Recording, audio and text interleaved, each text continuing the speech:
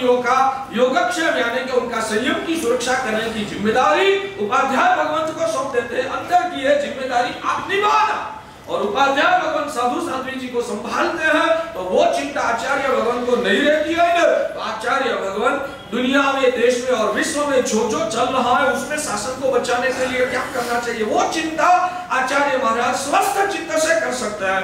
नहीं तो इनका इन लोगों की संभाल करेंगे तो शासन का आक्रमण की चिंता वो कब कर पाएंगे। यानी कि बाहर का दुनिया का नॉलेज रखना साधु के लिए विराधना है, वही नॉलेज न रखना वो आचार्य के लिए विराट।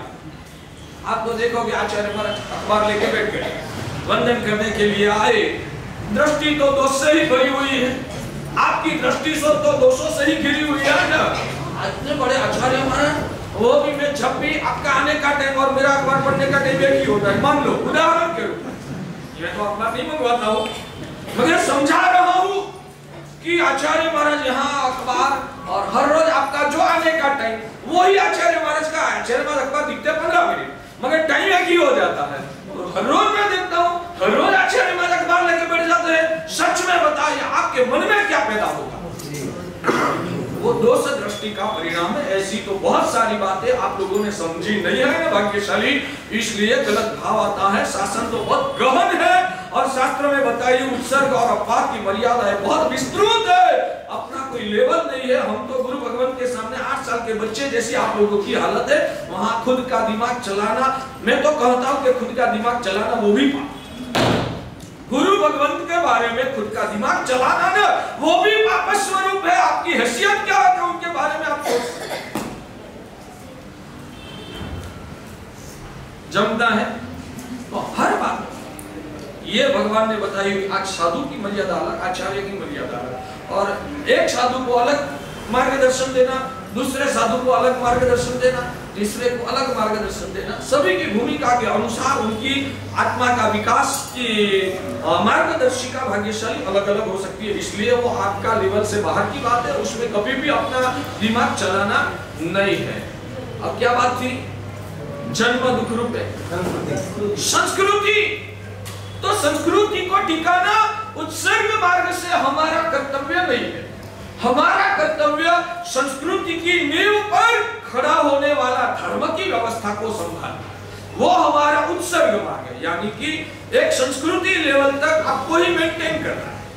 यहाँ आपका पाठशाला का शिक्षक हो, घर में माता पिता हो, और समाज के जो बड़े बुजुर्ग पीढ़ आगेवान व्यक्ति हो, उन सभी को ये संस्कृति की रक्षा करना है। और जब ये संस्कृति में आप मजबूत होकर यहाँ आओ, तब आपको आत्मज्ञान और धर्म मार्ग सिखाना वो उत्सर्ग मार्ग से हमारा कर्तव्य है। संस्कृति में ये लौकिक पर्व भी ऐसा मनाने चाहिए, वैसा मैं नहीं बोल रहा हूँ। वहाँ हमारी एक लिमिट होती है, उसका रहस्य को हमें समझना चाहिए।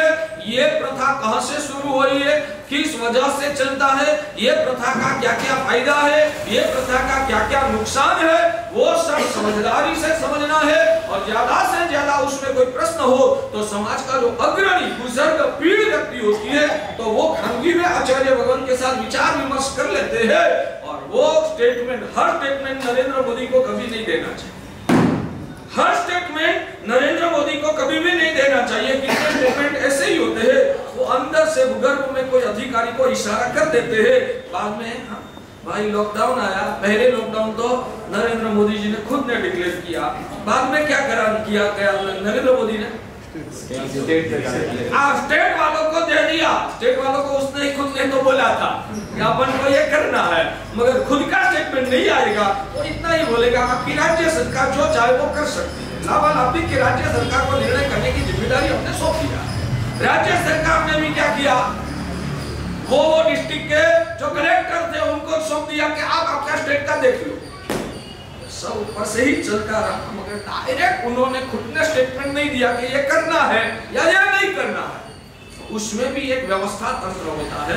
तो इस बातों में भी क्या करना, उसका भी जिन शासन में अद्भुत और मजबूत व्यवस्था तंत्र है। वो व्यवस्था तंत्र की कड़ियां टिकेगी तो व्यवस्था टिकेगी। तंत्र जो डिस्टर्ब हो गया तो व्यवस्था भी डिस्टर्ब हो जाएगी। और इसलिए हमारे वहां महाजन परंपरा थी। महाजन शब्द जब निकला है तो एक बात बता दूं, मैं मानता हूं कि अक्कीपेट जैन संघ, चिकपेट जैन संघ, विविपुरम जैन संघ, बेंगलोर जैन संघ, ये सब गलत चली हुई पर। आपके राजस्थान में क्या संघ थे पहले? हाँ, आपके राजस्थान में क्या पहले संघ थे भाग्यशाली? महाजन। संघ हम है, श्रमण संघ वही संघ।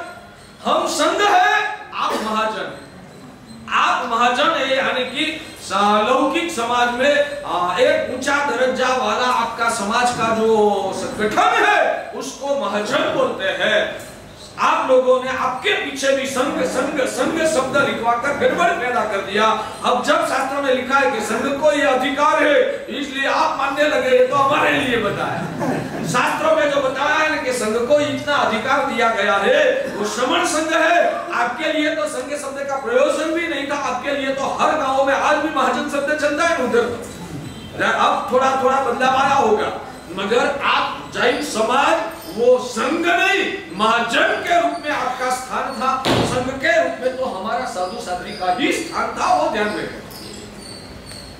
चलिए फिर से संस्कृति वाली बात। तो सामान्य रूप से महाजन की जिम्मेदारी है संस्कृति को टिकाना। अच्छा प्रॉपर शब्द मिल गया। संस्कृति को टिकाने की जिम्मेदारी महाजन की है। उस संस्कृति पर धर्म की स्थापना करने का अधिकार धर्म को।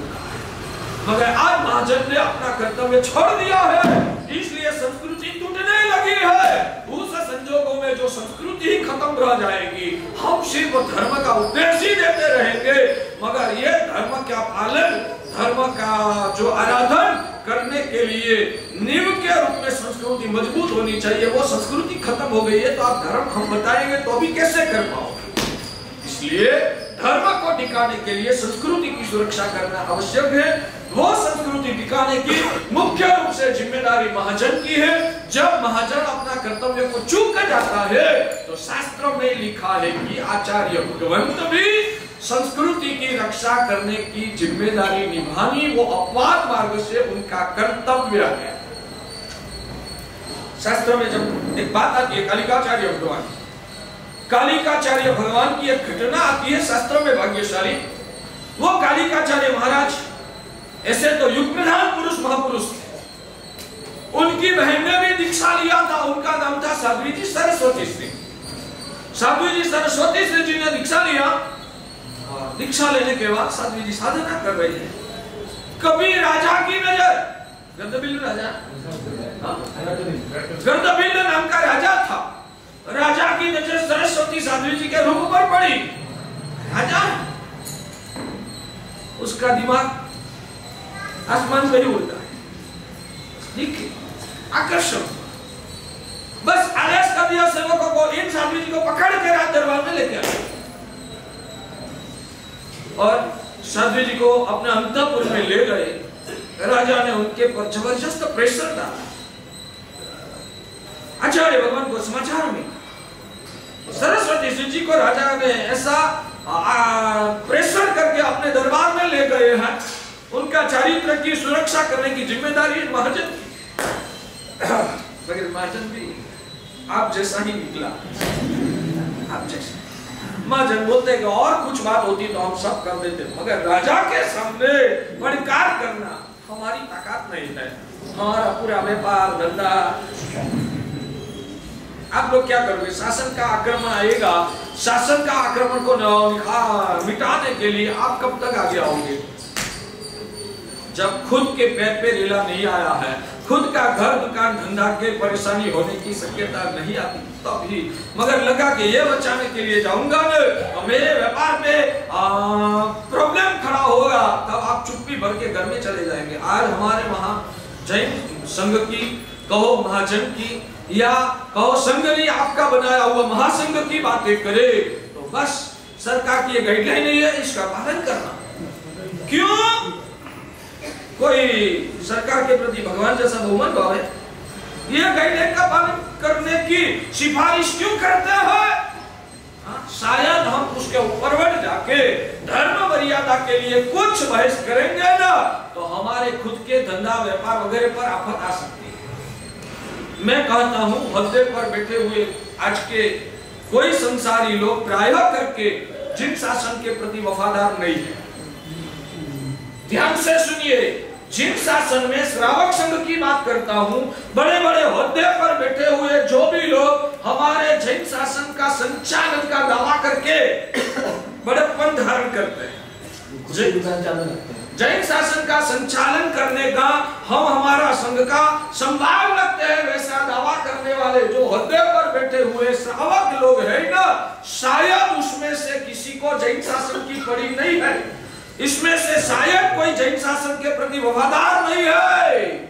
सिर्फ ओहदा का जश लेना है, दूसरे को प्रेशर करके अपने कंट्रोल में रखना है, उससे अलावा शासन को कैसे टिकाना वो चिंता शायद नहीं नजर दिखती। जहां आपका नजर पहुंचती है वहां नजर आप पहुंचा देना। मैं कोई व्यक्ति के पर इशारा करना नहीं चाहता हूं, मगर ज्यादातर हालत वो है। इसलिए अंदर से तो जो आवाज आता है दबा देता हूं। बहुत कड़वा शब्द मुझे नहीं बोलना है, मगर प्रामाणिकता से कहूं तो जिन शासन का वहीवट करने की पात्रता उन लोगों में नहीं है। एक साइड गया सरकार की गाइडलाइन है, दूसरी साइड आचार्य भगवंत भी जिन शासन के राजा।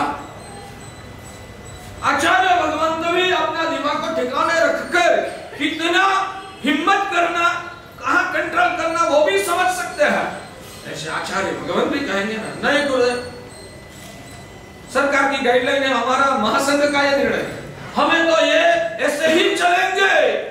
अक्की पेट संघ उदाहरण के रूप में है, यहां से उदाहरण के रूप में गलत मत लगा। आचार्य भगवंत ने कोई आदेश दिया अपन को ऐसा करना है, और महासंघ का आदेश आया अपन को ऐसा करना है, तो अक्की पेट संघ क्या करेगा? अब तो आ जाए कल चल जाने वाले हैं। हमारी कीमत आपने उतनी ही रखी है। इनको तो सिर्फ व्याख्यान कराने के लिए, पाठ पे बिठाने के लिए 4 महीना लाना, बाकी संघ का नेतृत्व, संघ का संचालन की पद्धति वो तो हमारे, जिसको वफादारी नहीं है वैसे श्रावक संघ जो कहते हैं वो होगा। जिन शासन के राजा आचार्य भगवान जो बोलेंगे वो साइड ट्रैक करेंगे। ये आप लोगों की एवरेज हालत है। समझ में आता है? समझ में आता है? अंदर से जागरूक बनो भाग्यशाली। शायद आप कुछ नहीं कर सकते है ना, तो भी कम से कम गलत का दर्द तो होना चाहिए। ये गलत हो रहा है, और उसमें से जब तक हम बाहर नहीं निकलेंगे तब तक हमारा सही संघ का और जिन शासन का उद्धार नहीं होगा।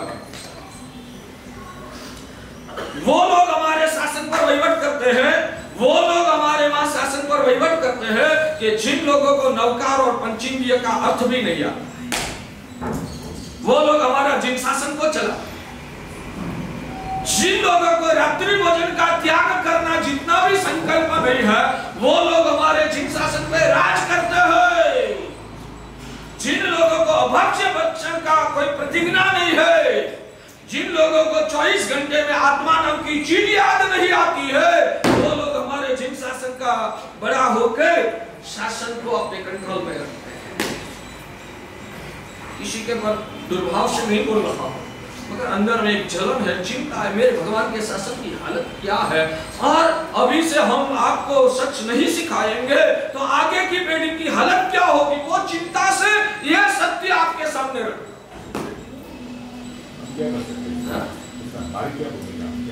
आपकी और कुछ भूमिका नहीं हो सकती है ना, कम से कम अंदर में दर्द करो, हमेशा भगवान के चरणों में मिनिमम प्रार्थना करो, उनकी ताकत से सब होगा। तो भगवान के सामने प्रार्थना करना है मेरे शासन की उन्नति के लिए, ये सब विकृतियां को मिटाने के संकल्प के साथ, ये कुछ नहीं तो मिनिमम 12 नवकार मंत्र का जाप, ये भावना से पूरा श्री संघ इस भावना से मिनिमम 12 नवकार गिनेंगे तो कितने नवकार हो जाएंगे? नवकार महामंत्र के प्रभाव से किसी को सद्बुद्धि पैदा हो, ये भगवान की करुणा से, प्रभु की ऊर्जा से कुछ परिवर्तन आएगा।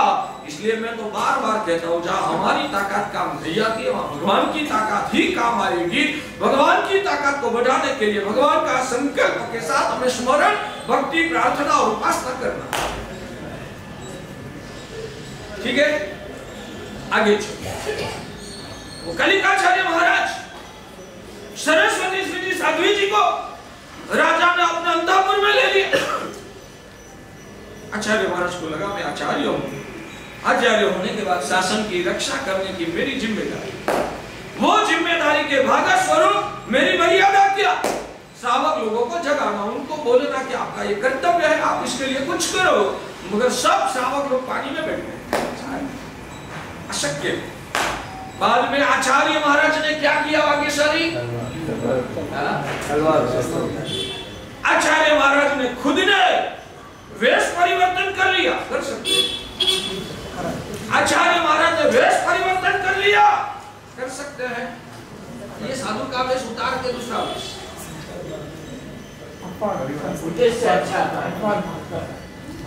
क्या कहना है? कर सकते हैं। किस शास्त्रों में लिखा है कि वेश बदल सकते हैं? शास्त्र की बात जो करते हैं उनको मेरा प्रश्न है, किस शास्त्रों में लिखा है कि ऐसा वेश परिवर्तन करना चाहिए? क्या बात करते हैं हमारे एक्टिवेट वाले, आप समझदार।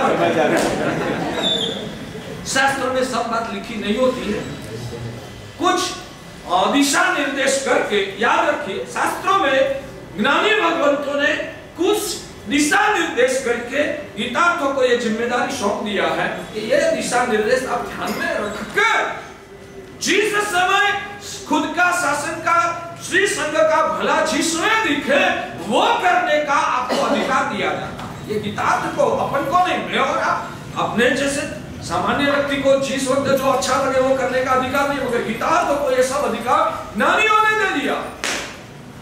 ध्यान में रखो, नहीं तो गड़बड़ी हो जाएगी। हर चीज शास्त्र में नहीं लिखी। आचार्य भगवान को लगा शासन को टिकाने के लिए अब ये करना जरूरी है। ये वेश पहन के मैं लड़ाई करने के लिए जाऊंगा ना, तो शासन की अब रचना, लड़ाई करना जरूरी है। आज एक शादी की घटना हुई जो उसको नहीं बचाई ना, तो कल दूसरी घटना बनेगी। आज एक घटना बनी है, उसको नहीं मिटाएंगे तो कल दूसरी घटना बनेगी। ऐसा न हो, इसलिए इस घटना में से ही हमें पार उतरना, साध्वी को सही सलामत वापिस लाना वो जिम्मेदारी है। वो जिम्मेदारी निभाने के लिए आचार्य भगवान को लगा कि अब गदबिल्ल राजा के साथ लड़ाई करना पड़ेगा। अगर लड़ाई करना तो विश्वास किसके पर है? आचार्य महाराज खुद वो देश छोड़ के दूसरे देश में चले, दूसरे देश के राजा को प्रतिबोधित किया और राजा को अवर्जित करके राजा के सामने प्रस्ताव रखा। मेरी बहन साध्वी जी है, खुद की बहन साध्वी जी इसलिए बचाने के लिए गए थे जे आ सवाल के खरी सवाल के आ सवाल। मेरी बहन, वो भाव दिमाग में होता तो आचार्य भगवान विरागत बन जाए। मेरी बहन है, वो कौन है? मगर जिन शासन की साध्वी जी है वो मुख्य बात है। जिन शासन की साध्वी जी को बचाने के लिए सामने वाले राजा को बोला मेरे बहन साध्वी जी को छुड़ा, तो राजा ने सहयोग देने के लिए, क्योंकि राजा प्रभावित हो गया था, तैयारी बताई। मगर आचार्य महाराज को लगा किसी के पर विश्वास रखना उचित नहीं है, खुद ही युद्ध करने के लिए जाना है। मगर साधु का वेश धारण करके युद्ध करने के लिए जाऊंगा तो शासन की अवहेलना होगी। इसलिए आचार्य महाराज ने खुद ने वेश परिवर्तन कर लिया और गदबिल्ल राजा की सेना लेके युद्ध में खुद सेनापति बन के गए। उनका साधुता टिकेगा या साधुता खत्म हो जाएगी। युद्ध लड़ने के लिए शस्त्र भी हाथ में ले लिया है, साधुता टिकेगी या साधुता खत्म हो जाएगी? बक्सर मैं इसलिए ही बोलता हूँ ये सब बार बार करने की बात नहीं, मगर गीतार्थ आचार्य भगवंतों को शासन की रक्षा करने की फर्ज है। खुद का आत्मा का कल्याण से भी शासन की रक्षा करने की उनकी जिम्मेदारी पहले नंबर पे है, और शासन की रक्षा करने के लिए वो गीतार्थ होते हैं, वो परम संविघ्न होते हैं, मोक्ष मार्ग का अभिलाषी और प्रभु की आज्ञा के प्रति वफादार होते हैं। मगर प्रभु की आज्ञा का रहस्य, उत्सर्ग और अपवाद को जानने वाले होते हैं। तो शासन की रक्षा के लिए वो महापुरुष को जिस वक्त जो करना उचित लगे वो करने का अधिकार ज्ञानियों ने ही उनको दे दिया। आचार्य भगवान लड़ाई करने के लिए गए और साध्वी जी को विजय प्राप्त करके वापिस प्राप्त कर लिया। अपनी बात को इतनी ही है कि गीतार्थ आचार्य भगवान कहां तक काम कर सकते हैं। ये तो एक उदाहरण दिया, बहुत सारे शास्त्रों में तो उदाहरण बताए हैं। तो संस्कृति की रक्षा करना वो उत्सर्ग मार्ग से महाजन की जिम्मेदारी है। साधु की आचार्य की जिम्मेदारी ज्ञान दर्शन और चारित्र रूप धर्म मार्ग का प्रदान करने की उत्सर्ग जवाबदारी। मगर अपवाद रूप से जब लग रहा है कि संस्कृति टूट रही है और संस्कृति की चिंता करने वाले भी कम हो गए हैं, जरूरत रहे तो आचार्य भगवान संस्कृति के लिए भी चिंता करके मार्गदर्शन कर सकते। संस्कृति बचाने के लिए भी हमको लौकिक पर्व भी मनाने पड़ेंगे। मनाना तो एक साइड में तो बोलते हैं कि लौकिक पर्व मानने से मिथ्यात्व लगता है। ऐसा तो मैंने तो कोई शास्त्रों में आज तक पढ़ा भी नहीं है, सुना भी नहीं है कि लौकिक पर्व मनाने से मिथ्यात्व लगे। वैसा एक भी वाक्य आज तक शास्त्रों में पढ़ने में मेरी नजर में नहीं। किस शास्त्र में? आचरण में लिखा है, श्रीग्राम सूत्र में लिखा है, कल्प सूत्र में लिखा है, भगवती सूत्र में लिखा है, किस ग्रंथ में लिखा है वो आधार आप कहीं से भी ढूंढ के मुझे लाइए। शास्त्र की आज्ञा तो मेरे के लिए भी शीर्षा बंध्य है। शास्त्र की आज्ञा से मैं कोई ऊपरवट जाने वाला नहीं हूँ। ऐसा कोई भी जगह से शास्त्र का पाठ मिल जाए आप मुझे बताओ। सुना है, बस तो सुन के ही बोली बड़े मान्या पूजा, ये कौन सा शास्त्र ग्रंथ है? ये शास्त्र 45 आगम में से कहाँ आया और किस महापुरुष ने रचा? ये तो गुजराती का अभी से 50-150 साल से बनाया हुआ, और किसने बनाया वो भी एक प्रश्न है, उसकी भी एक गंभीर चर्चा है। आप आपके साधु साध्वी को क्या बोलते हैं? आप आपके साधु साध्वी को क्या बोलते हैं? साधु साध्वी बोलते हैं ना, महासती जी बोलते हैं। आप क्या बोलते हो हमारे साध्वी जी को? तो इसमें साध्वी जी शब्द आया। आपके जो अतिचार बोलते हैं उस अतिचार सूत्र में साध्वी जी शब्द का प्रयोग हुआ है। महासती महात्मा वातावरण शब्द जो आता है वो महासती शब्द कहां से आया? यानी कि इसकी रचना किसने किया है, किसके आधार पर किया है? ऐसे तो आज मैं भी एक नया सूत्र बना दूंगा, उसमें लिख दूंगा तो वो प्रमाणभूत हो जाएगा। सबने मान्य किया। हाँ, सबने मान्य किया, सबने मान्य किया है। अब मेरे पास उसका आधार भी लेके आइए कि सभी ने मान्य रखा है। चलती है चलने देते। इसने मान्य प्रमाणभूत किया है, नहीं बिल्कुल सही। अभी भी बात चलती है कि अब अतिचार का प्रकार को बदलना चाहिए, क्योंकि अतिचार में जिस प्रकार का पाप बताते हैं वैसे तो बहुत सारे पाप आज होते ही नहीं है, और आज जिस प्रकार के पाप होते हैं वो तो अतिचार में आता ही नहीं। फैक्ट्रिया बनाई, कारखाना खोला, आता है, टीवी दिखा, आता है, मोबाइल से खेला, आता है। यानी कि बहुत गंभीरता से सोचने की बात है, एक विद्वानों का विषय है बाकी। और हमारे शास्त्रों में जगह जगह पर ऐसा वसंतोत्सव और वसंतोत्सव, होली उत्सव, ऐसे इंद्र उत्सव, ये सब बातें शास्त्रों में आती है। शास्त्रों में यानी कि मूल ग्रंथों में नहीं, हमारे ऐतिहासिक ग्रंथों में आती है। उसमें कोई जगह पर ऐसा विधान नहीं किया कि ये इंद्र महोत्सव में कोई भी श्रावक ने भाग नहीं लिया है, वैसा एक भी इतिहास के ग्रंथ में नहीं मिलता। संवत्सरी पांचम के बदले में चौथी किया, उसके पीछे भी ये इंद्र महोत्सव ही जिम्मेदार। यानी कि बहुत गहन विषय भाग्यशाली आपका लेवल भी नहीं है। आपको सिर्फ इशारा करना है, ये छोटी छोटी बात सुन के हमें भ्रमित नहीं होना है, समझने की कोशिश करो और गीतार्थ भगवान जो करते बताते उसके ऊपर श्रद्धा रख के चलो। आप खुद ज्ञानी बन जाओ, तब इस विषय में डीप में जाने का आपको अधिकार। एक आचार्य भगवान उनको विचार को कहते हैं, एक आचार्य भगवान नहीं कहते। आपको कोई कंफ्यूज नहीं होना, सरल लेना। जो मैंने बोला था ना, इस सीढ़ी से जाना वो भी सही, उस सीढ़ी से जाना, आप दोनों मुझे नहीं जमता, मुझे इस सीढ़ी से जाना जमता है ना, अपन को इस सीढ़ी से जाना, उस सीढ़ी से जाता है, उसका विरोध नहीं करना। तो हमको हमारे गुरुदेव ने जो सिखाया है और हमारी सरल बुद्धि से जो जम रहा है उसका मैं आदर करता हूँ, और मैं भी छद्मस्त हूँ। शायद मेरी गलती भी हो, कल दूसरे गुरु भगवान आके समझाएंगे और दिमाग में आएगा कि नहीं ये बात और ज्यादा ठीक है, तो उसका आदर करूंगा। जहां जमता है उसका आदर करना है, जो नहीं जमता है उसका अनादर नहीं करना।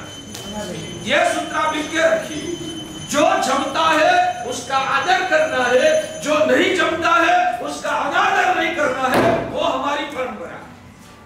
तो आप दोनों बात विपरीत आ रही है, आपको नहीं जम रहा है तो कंफ्यूजन में नहीं रहना। अभी मेरे समझ में नहीं आता है, मेरे गुरुदेव जो बोलते हैं शिष्यावृत्ति करता हूँ, अगर दूसरे गलत है वैसा स्टेटमेंट मैं नहीं दूंगा, तो ही आपका आत्मा का विकास हो सकता है। भाग्यशाली, बराबर है, ठीक है।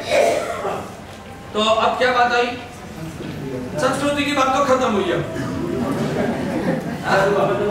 हाँ, गुरु भगवंत का जन्मदिन मना सकते हैं या नहीं मना सकते? मना सकते हैं? नहीं मना सकते। किस शास्त्र में लिखा है? बस हमने तो सुनी है, हमारा दिमाग तो चलाना नहीं है।